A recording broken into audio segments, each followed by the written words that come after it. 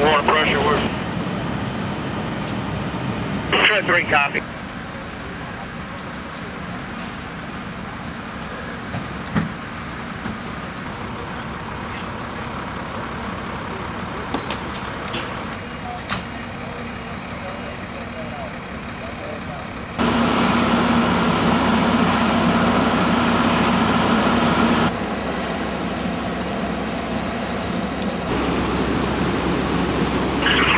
Thank you. Power has been shut down. He's going to go ahead and disconnect to this exposure over here while he's here, just for safety's sake.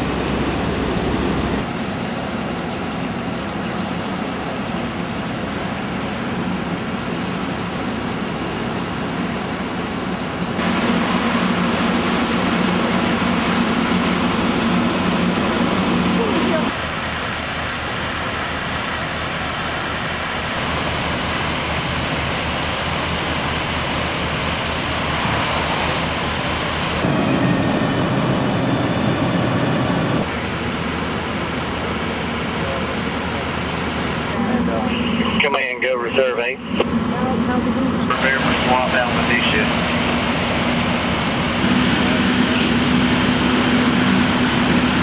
We received the call just minutes before 5 a.m. reference to the structure fire here in the 3100 block of Oxmoor Industrial Boulevard.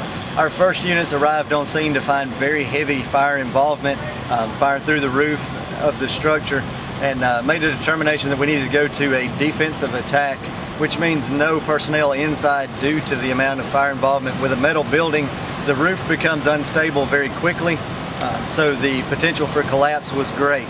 Upon arrival of our first arriving chief officer, he discovered the gravity of the situation, immediately requested an additional engine company as well as a second ladder company here.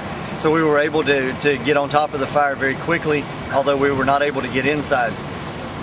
Currently, we've been able to salvage some of the property inside of the structure from some offices that were not involved in fire, so we've been able to help the business owner in that respect. And we have crews in a safe area inside that's away from the collapse zone that doing our best to get those hot spots controlled and get the fire completely under control. We have absolutely no injuries at this fire, which is we're extremely fortunate. We're counting our blessings there with a structure of this size and the potential for collapse in a fully metal structure holding that heat in. That's quite an accomplishment, as well as 2 warehouse metal buildings that were extremely close to this building, so the potential for fire spread into other buildings was quite great, and the men and women here did a great job keeping the fire off of those buildings. The smoke that you see behind me is a result of material burning under the collapsed roof. With the structure being unstable, it's extremely difficult to put people inside and move that tin around so that you can get to that burning material. So it's going to be several hours.